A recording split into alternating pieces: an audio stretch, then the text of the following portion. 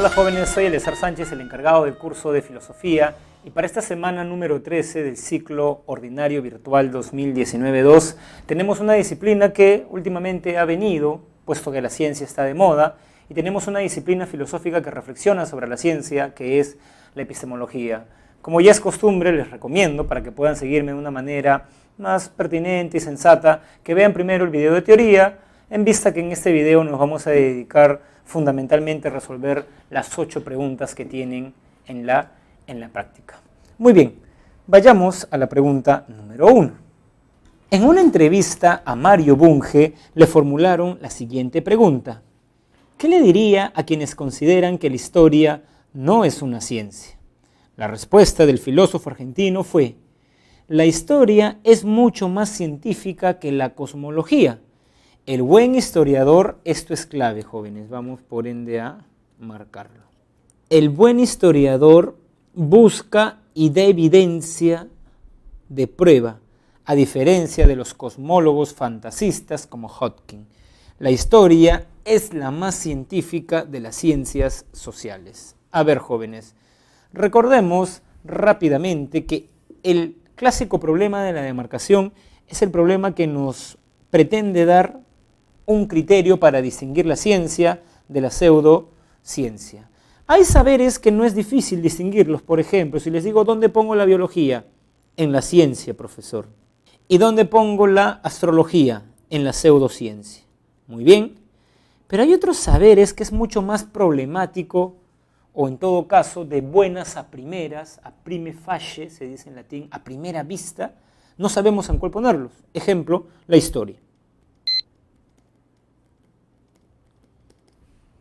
Es más, si han venido a San Marcos, verán que en la ciudad universitaria, la facultad donde está la carrera de historia, dice en el frontis, Facultad de Ciencias Sociales. ¿Qué carreras están ahí? Arqueología, antropología, sociología, historia y trabajo social. Son ciencias como que nos ponemos a reflexionar un momento. Entonces, ese es el problema de la demarcación. ¿Qué nos está diciendo Mario Bunge? Que la historia es la más científica de las ciencias sociales. ¿Por qué? Porque el buen historiador busca y da evidencia y prueba. O sea, lo que está diciendo es que la historia es una ciencia, porque la historia es un saber fundamentado, ¿no? Prueba lo que dice. Entonces, la clave es la D. Profesor, ¿por qué no podría ser la A? Porque objetivo quiere decir que el científico describe el objeto tal y como es, metódico que sigue una regla de pasos, y racional que bosqueja argumentos. Y ninguna de esas 3 características se muestra en el texto. Por ende, la clave es la alternativa D. Pregunta número 2. 2 amigos conversan acerca de las carreras que desean estudiar en la universidad. Uno de ellos ha elegido matemática, mientras que el otro ha optado por biología. Según la clasificación de las ciencias, por el objeto de estudio, los saberes que estudiarán estos 2 amigos son, respectivamente, según el objeto de estudio, existen 2 tipos de ciencias: las famosas ciencias formales y las ciencias fácticas. ¿Cómo las puedo distinguir? 2 criterios. El primero, el objeto de estudio. De la ciencia formal es ideal y de la ciencia fáctica es real. ¿Cómo distingo un objeto de estudio ideal de uno real? Este lapicero, bolígrafo, es real, porque yo lo percibo a través de mis sentidos. La física estudia cuerpos reales, la caída de los cuerpos. Pero, por ejemplo, yo digo, tengo un lapicero. En algún átomo, en algún quarks, no sé, en alguna partícula de este lapicero estará el número 1, ¿no? Pero ustedes entienden racionalmente que es el número 1. Eso es un objeto ideal. O sea, aquello a través de lo cual llegamos a la razón es un objeto ideal. Y aquello que percibimos por los sentidos es un objeto real, ¿no? Muy bien. Otro criterio, el método. El método de las ciencias formales es la demostración. El matemático demuestra los axiomas. A diferencia de este, el físico no demuestra sobre todo, sino fundamentalmente verifica. Verificación, ¿no? Bueno, la matemática está en la ciencia formal. No veo un número 1. En cambio, la biología está en la ciencia fáctica. Entonces, ¿qué ciencias estudiarán respectivamente estos dos amigos? El primero estudia matemática, ciencia formal, el segundo, ciencia fáctica, la B. Profesor, ¿por qué no podría ser una ciencia pura y ciencia aplicada? Porque, a ver, lo primero que deben hacer cuando leen una pregunta es captar la pregunta. La pregunta nos dice, según el objeto de estudio. Según el objeto de estudio hay dos ciencias, formales y fácticas. Si lo hubiesen preguntado según su función, es pertinente ciencia aplicada y ciencia pura, ¿no? Muy bien. Pregunta número 3. La Organización Mundial de la Salud informa en su página web que cada año se cometen en todo el mundo 200.000 homicidios entre jóvenes de 10 a 29 años. De este modo, es la cuarta causa de muerte en el grupo de 10 a 29 años de edad y el 83% de estas víctimas son del sexo masculino. Profesor, pero yo veo en las noticias que matan más mujeres. Bueno, lo que pasa es que las noticias quieren mostrar eso, ¿no? Porque estamos en una cultura machista y más, ¿no? Pero miren, por este dato, miren, no es poco, el 83% de estas personas que mueren son del sexo masculino. Considerando las funciones que cumple la ciencia, interesante pregunta, ¿cuál es la que se manifiesta en el párrafo anterior? A ver, ¿cuántas funciones tiene la ciencia? Recuerden esta mnemotecnia, DEPA, describir, explicar, predecir y aplicar. Describir, anotaciones sobre un fenómeno. Explicar, dar con las causas. Ocurre esto por tal razón. Predicción, en el futuro ocurrirá esto. Por ejemplo, lo que ha pasado en Australia. Los científicos hace muchos años habían dicho que el alza de temperaturas iban a generar varios incendios forestales, naturales. Eso para ellos no los sorprende. También están hablando que varias especies van a desaparecer. Es una predicción científica. Aplicación es cuando yo me sirvo de los conocimientos teóricos para fines prácticos, ¿no? Cuando a raíz de una tesis se genera un nuevo televisor que tiene ciertos aplicativos. Esa es la función práctica, es lo que nosotros denominamos tecnología. Bien, con ese trasfondo, background, podríamos decir, ¿cuál será la clave de esta pregunta? ¿Qué está haciendo este párrafo? Está, como he puesto, enunciando las características de la violencia común. No está dando con las causas, no está diciendo esto sucede porque hay muchos videojuegos violentos, ¿no? No está diciendo tampoco que esto se incrementará en el futuro. Entonces, es descripción. La D. Pregunta número 4. La frase de Francis Bacon, saber es poder, resume muy bien el espíritu moderno de conocer la naturaleza para dominarla. Dentro de esta perspectiva, el fin último de la ciencia es usar los conocimientos científicos y generar inventos que le reporten un mayor grado de bienestar a la humanidad. Sobre la base de lo anterior, podemos inferir que para Francis Bacon la función fundamental de la ciencia es a ver jóvenes, vamos a situar esto en perspectiva histórica. En el mundo antiguo, Aristóteles dice en su gran libro, La Metafísica, saber por el saber mismo. Para Aristóteles hay ciertos tipos de saberes que no tienen ninguna utilidad práctica en la vida de las personas. Por ejemplo, la matemática, la filosofía. Aristóteles no tiene ningún reparo en decir que la filosofía es un saber inútil para nuestra vida. Por eso alguna vez que un alumno quiso pasarse de gracioso con él y le preguntó, profesor Aristóteles, ¿para qué sirve la filosofía? Aristóteles lo miró y le dijo, ¿y para qué sirves tú? En el sentido de que la filosofía es inútil. O sea, alguien podría decir, entonces, ¿por qué debo estudiar filosofía? Por el gusto de saber, por gusto, porque te gusta, saber por el saber mismo.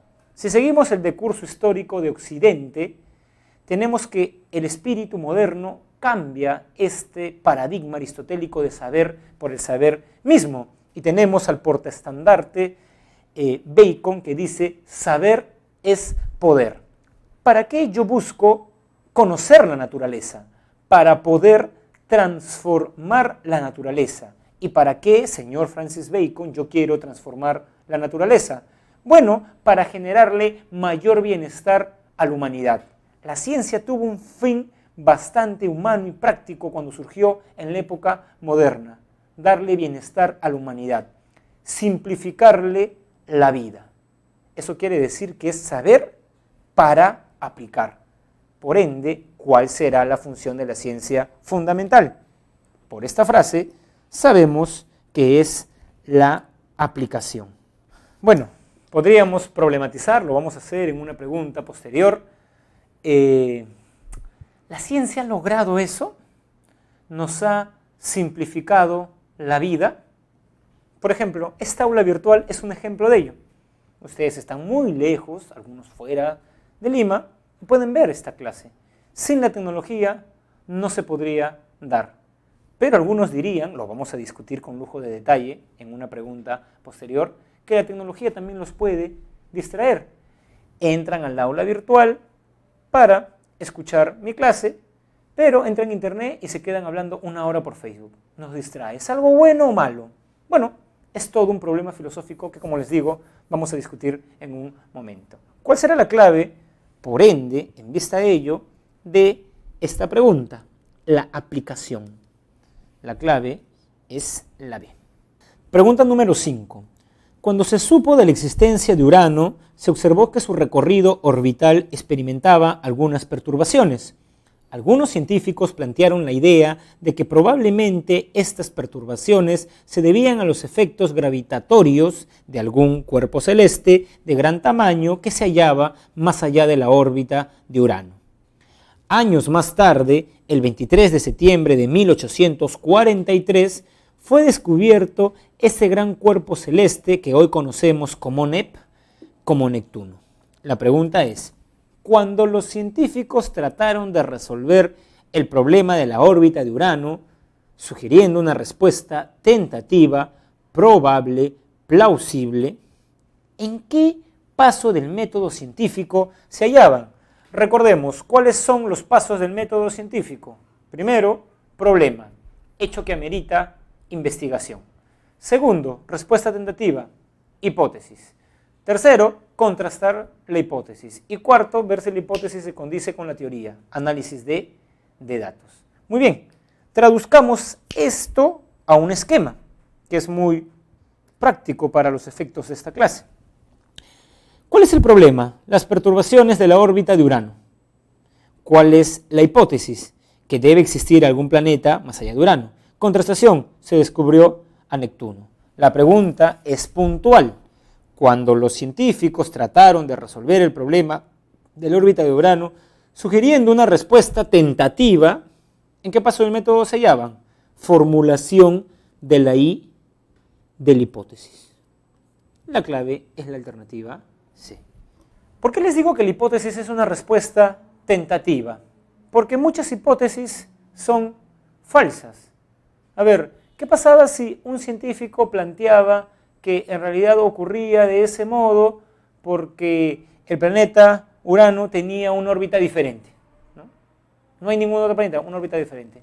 Eso iba a ser refutado cuando se descubrió a Neptuno. Entonces, como dice Karl Popper, antes de llegar a la hipótesis correcta, el científico lidia con muchas hipótesis que son falsas. Entonces, el científico debe saber lidiar con el fracaso, ¿no? Y hay una anécdota muy interesante a este respecto. Quien inventó la bombilla eléctrica, el señor Edison, le contó a un amigo muy cercano que antes de llegar al invento correcto, fracasó 1000 veces. Este amigo se lo contó a un periodista. Aquella tarde que el señor Edison estaba dando una rueda de prensa de su nuevo invento, este periodista que sabía este dato de su vida, alzó la mano y le preguntó: señor Edison, ¿qué se siente fracasar 1000 veces? Y Edison dijo: yo no he fracasado 1000 veces, sino que la bombilla eléctrica es un invento de 1001 pasos. Esa respuesta, además de ser inteligente, sagaz, da cuenta de la labor del científico. Los científicos que han pasado a la historia, ustedes creen que se rindieron cuando su primera hipótesis fue falseada, cuando su segunda hipótesis fue falseada, nada que ver. Ellos persistieron, ¿no? Entonces, eso es algo que también podríamos extrapolar y tomar como una enseñanza para este mundo donde vivimos, donde se celebra el optimismo y no nos dan una filosofía del fracaso. Fracasar, jóvenes, como dice Hegel, es parte de la vida. O sea, quien no se equivoca no va a llegar a la verdad, ¿no? Entonces el científico también tiene muy en claro esto, ¿no? No es que el científico es una mente providencial que así de la nada se le ocurre la hipótesis correcta. Nada que ver. Él sabe lidiar con las hipótesis falsas, ¿no? Muy bien, la clave es la C. Pregunta número 6. El Consejo Nacional de Ciencia y Tecnología, CONCITEC, ha abierto una convocatoria para premiar a los proyectos de investigación científica que principalmente sean útiles, esta parte es clave, que principalmente sean útiles para resolver diversos problemas sociales en el Perú, tales como la desnutrición infantil, la brecha tecnológica y la falta de energía de los sectores más vulnerables de la población. Considerando lo anterior, podemos colegir que la convocatoria busca, sobre todo, el aporte de los profesionales que cultivan las ciencias. Podemos colegir que busca, sobre todo, el aporte de los profesionales que cultivan las ciencias. ¿Qué tipo de ciencias?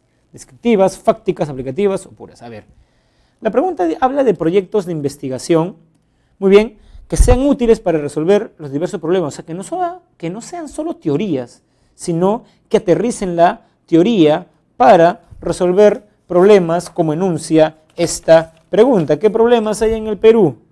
La desnutrición infantil. Entonces tenemos un médico que creó, por ejemplo, galletas que tenían micronutrientes y servían para la anemia. Hay otro, digamos, médico de la Universidad Cayetano Heredia, que ha creado una app que el médico, haces esto, te toma una foto, eso lo envía a una base de datos y ya pueden, digamos, saber si tienes o no anemia. ¿Eso es útil para el Perú? Desde luego que sí. No es que esté encerrado en un laboratorio y su investigación no tiene ningún impacto en la realidad, sino que, desde luego, que sí lo tiene, ¿no? Muy bien, la brecha tecnológica. Hay colegios que tienen computadoras y otros que no. Y el otro es la falta de energía. La falta de agua, por ejemplo. Creo que en Villa María, un ingeniero, mediante un mecanismo, logró transformar la neblina en agua. CONCITEC dice, muy bien, hay que apoyar a este joven talentoso porque hace algo útil para la sociedad. ¿Cómo se llama ese saber que aplica los conocimientos teóricos? Ciencia aplicada, ¿no? Muy bien. Y justamente por eso, jóvenes, ya cuando ingresen a la universidad y busquen becas para el posgrado, se van a dar cuenta que en el Perú, fundamentalmente, se ofrecen becas a las ciencias aplicadas y no a las ciencias teóricas. ¿Por qué? Porque en el Perú están más interesados en darle una beca a su profesor de biología, a su profesor de genética, que a su profesor de filosofía. Porque la lógica del Estado es más o menos la siguiente. A ver, este biólogo, este médico, puede crear la cura a una enfermedad. Lo que investiga en su laboratorio tiene un impacto social. En cambio tú, Eleazar, lo que vas a leer eso, ¿qué impacto tiene en la realidad? Por el contrario, vas a criticar la sociedad porque la filosofía es eminentemente crítica, ¿no? Y por eso, si ustedes se van a dar cuenta, cuando estén en la universidad, que las becas tienden sobre todo a, digamos, en el Perú, ¿no? En el Perú tienden a las ciencias aplicadas, no a las puras, ¿no? En cambio, por ejemplo, en Europa sí hay becas, en México también hay becas a las ciencias puras como la filosofía, la sociología y otras, ¿no? Y llegamos a esta pregunta bastante interesante. Pregunta número 7. El intelectual peruano, ya fallecido, Marco Aurelio de Negri, dijo en una ocasión que la mayoría de personas suele celebrar los frutos de la tecnología, o sea, suele decir que la tecnología es algo positivo, ¿no? Y la sociedad informática en la que vivimos, y que sin embargo los expertos en pedagogía se suelen quejar de que los alumnos ya no estudian como antes. Mario Bunge dijo en una entrevista que en la actualidad los alumnos estudian 15 horas a la semana. Hace 10 años era 25 y que parece que va a disminuir, ¿no? O sea, no es alentador, digamos, esta era informática para la educación. ¿Por qué? Veamos. Esto se debe a que en nuestra sociedad se multiplican los estímulos.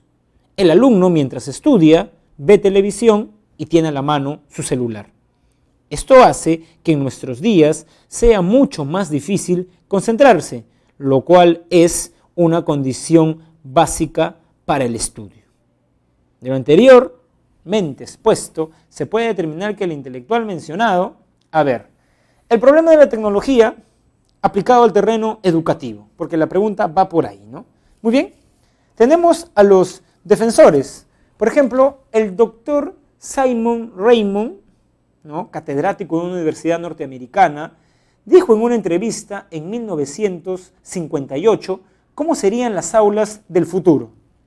Hablaba ya de lo que nosotros conocemos como proyectores y PPTs, ¿no? El profesor no va a tener por qué estar haciendo pizarra, va a llevar sus clases en PowerPoint, ¿no? Muy bien. B va a poder tener videos para reflexionar. A propósito de videos, escenas de películas y más.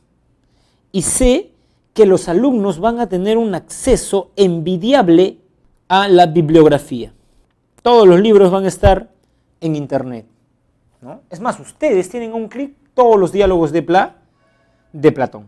Muy bien, Simon Raymond hablaba, imaginaba cómo iba a ser la educación del futuro, una educación que tiene muchas más ventajas. En cambio, más o menos en la década de los 60, por ahí nada más, el gran filósofo canadiense Marshall McLuhan, en su gran libro La aldea global, reflexiones sobre lo que ahora llamamos globalización, dijo sobre la tecnología: "It will be worse", va a ser peor.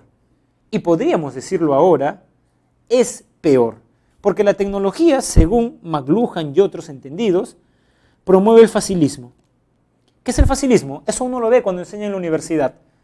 El alumno no quiere leer, ¿no? Tú les das un diálogo de Platón, comencemos por la apología a Sócrates, y el alumno, el delegado, se te acerca y te dice: profesor, los alumnos me están pidiendo que facilite su PPT. Uno lo puede dar, pero el alumno solamente quiere rendir el examen mediante el PPT. Es para mí muy desalentador cuando corrijo un examen y veo que hago una pregunta: explique la interpretación política de la alegoría de la caverna. 2 líneas. Se memorizó el PPT, pero el PPT es algo que simplifica la clase, pero estar en una clase de filosofía en la universidad y solo repasar el PPT, vean, a veces subo al corredor verde y veo que alumnos están repasando su PPT. No, el PPT es una herramienta del profesor, pero uno tiene que leer el texto. Entonces ahí está una crítica, por ejemplo, a la tecnología. El alumno se queda simplemente con el PPT. 2, tú le das videos para reflexionar, ¿no?, a un alumno. Pero el alumno, fundamentalmente, la internet lo distrae. Por ejemplo, yo les he sugerido que vean la película La controversia de Valladolid, para que entiendan la semana antepasada, la semana 11. Y un alumno quiere ver La controversia de Valladolid, pero termina viendo Hola, soy Germán. Entonces, es como que te distrae. Está bien, uno tiene un fin noble, pero ¿cuántos documentales han visto en internet, jóvenes? Hay muy buenos documentales. Vean las visitas que tienen los documentales. Vean las visitas que tienen Hola, soy Germán o cosas por el estilo, ¿no? No está mal reírse un rato, pero distraerte, eso es lo que están criticando actualmente en pedagogía, ¿no? Muy bien. Y C, ustedes tienen a un clic todos los libros de Platón. La pregunta es, ¿cuántos libros de Platón han leído? Entonces tienen un acceso envidiable frente a personas de otro tiempo, pero no lo hacen. La pregunta es, ¿dónde está Marco Aurelio de Negri? ¿En los defensores o en los críticos? Exige la diferencia radical entre técnica, tecnología y ciencia y tecnología. Se muestra a favor del desarrollo de los logros de la ciencia y tecnología. Sugiere que los estudiantes no saben hacer buen uso de la tecnología o cuestiona que haya una valoración excesivamente de la tecnología. Esto está cuestionando el señor Marco Aurelio de Negri. Pregunta número 8. El psicoanálisis, en cambio, ocupa una posición polémica. Su teoría postula que la subconsciencia conserva impulsos reprimidos por la conciencia que pueden ser la causa de desórdenes emocionales, en cuyo tratamiento se trata de reconstruir el pasado del paciente, sobre todo sus experiencias infantiles y sueños. Bunge sostiene y fundamenta con algún detalle, y cierta solidez habría que agregar, su clasificación del psicoanálisis como pseudociencia, atendiendo a otras posiciones y a las características institucionales que hacen semejar la práctica psicoanalítica a la ciencia. O sea, Bunge cree que no es una ciencia, pero hay otros que creen que sí es una ciencia. Entonces, frente a eso, Julio Sanz, profesor sanmarquino, ¿no?, ya falleció, ¿no?, reflexionaba sobre epistemología, dice, frente a algunos que dicen que es una pseudociencia y otros que dicen que es una ciencia, él dice, estimamos que en este caso lo más prudente es suspender el juicio. ¿Qué postura filosófica asume de las escuelas helenístico-romanas? La que te recomienda practicar la epogé, el escepticismo. Hay que aplicar epogé, no sabemos cuál es la verdad. Está diciendo Julio Sanz, ¿no?